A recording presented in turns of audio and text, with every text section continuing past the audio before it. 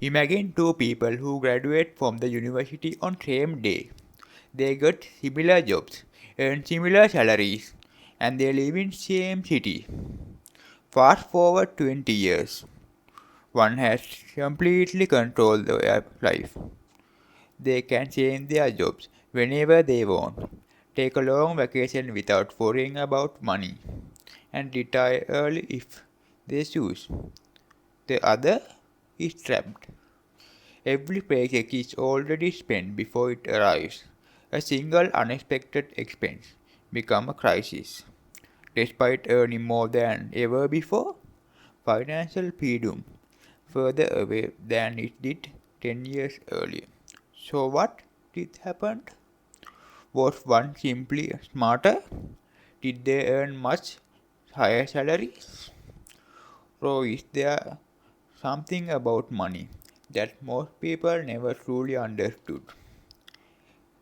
The surprising answer is that building wealth has less to do with intelligence than with behavior. Today we will explore some of the most powerful financial lessons from the two of the world's best known books on money, Rich Dad Poor Dad, and Psychology of Money, along with the practical ideas that matter even more in today's uncertain world. By the end of this video, you will you may never look at the money at the same way again. When people imagine becoming wealthy, they often pictured expensive cars, luxury homes, designer clothes, low early retirement on a tropical beach. But those images can hide an important truth. Money itself isn't the real goal.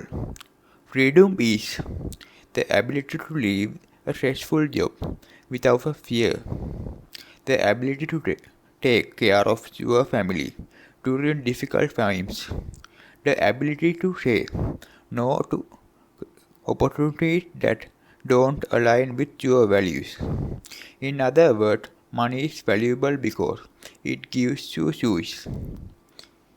Many people spend years chasing a higher salary without asking what they actually want money to do for them. Ironically, someone earning less than but living below their means may enjoy far greater freedom than someone with a much higher income who spend every dollar they earn. This simply shift from chasing money to chasing freedom change almost every financial decision you will make. And once you understand that, another important question naturally follows. If money buys freedom, what actually creates money? Most people believe their paycheck is the greatest financial assets. In reality, it's something much larger. It's your ability to earn over the next several decades. In younger engineer, teacher, nurse, or software developer may earn thousands of paychecks throughout their career. That future earning potential is worth far more than that actual currently sitting in a bank account. That future earning potential is worth far more than the amount currently sitting in a bank account. This is why investing in yourself often produces the highest return. Improving communication skills, learning another language, mastering technologies, developing leadership, building a strong professional reputation. These investments rarely reappear a financial statement, yet they often outperform traditional investments over an entire lifetime. Your career compounds just like investments do. Each new case opens door to better opportunities, higher incomes, and greater resilience when industries change. And in today's rapidly changing world, that's becoming more important than ever. One of the most famous ideas from Rich Dad Poor Dad is surprisingly simpler. Assets puts money into your pocket. Liabilities take money out. Although real lifetime finance is more nuanced than this definition, the principle remains useful. Many people celebrate higher income by immediately updating their lifestyle. A newer car, a newer house, more expensive vacations, a luxury home. As income rises, spending quietly rises alongside it. This is known as lifestyle inflation. The result, someone earning twice as much as may save no more than before. Wealthy, however, often look surprisingly ordinary. It's the emergency funds nobody sees, the retirement account nobody talk about. The investment quietly grows over decades. True wealth is the often invisible. And because it's invisible, many people underestimate its power. If financial success depends only on intelligence, the world's smartest people would always become the richest. Reality tells different story. Money is deeply emotional. Fear causes investors to sell during market crashes.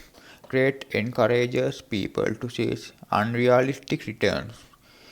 Envy pushes families into unnecessary spending. Pride prevents people from admitting financial mistakes. Morgan Housel argues that successful financial behavior isn't about making perfect decisions. It's about consistently making good enough decisions. The best financial place is the one with the highest theoretical return.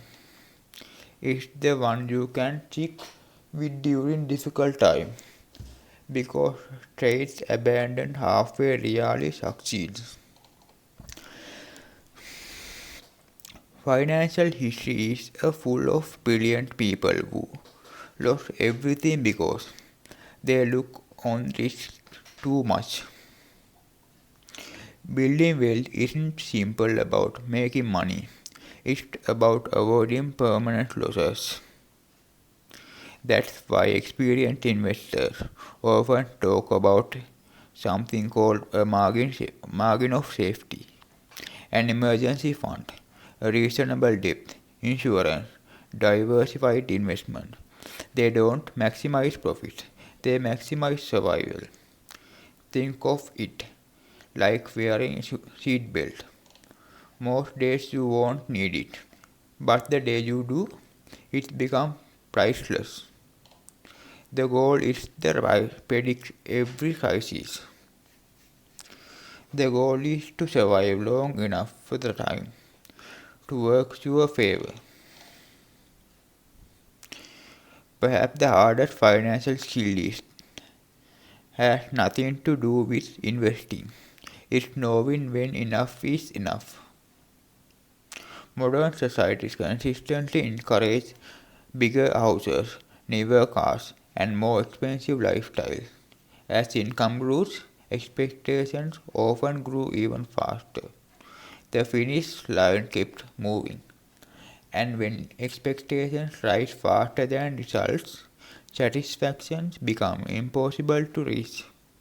Many wealthy people continually chasing more, not because they need it, because comparison has become a habit. Knowing what is enough creates something that more money alone cannot buy. Contentment. The biggest lesson from this book isn't how to become rich quickly. It's how to build a life that remains stable during uncertainty. A higher income helps, but habits matter more. Patience matter more. Saving consistently matter more. Continuously learning matters more. Financial freedom rarely arrives through one quick investment. It usually grows quietly though. Thousands of ordinary decisions repeat over many years. The wealthiest life isn't necessarily the one with the biggest houses. It's the one with the greatest number of choices. And perhaps that the simplest decision of wealth, not having more than everyone else, but having enough to live lifetime on your own terms. Money will always remain uncertain. Market rise and falls, technology changes, economies evolve, but human behavior changes much more slowly. That's why lessons from patience, discipline, humanity, and long-term thinking continue to matter decades after decades. Because in the end, building wealth isn't just about understanding money. It's about understanding ourselves.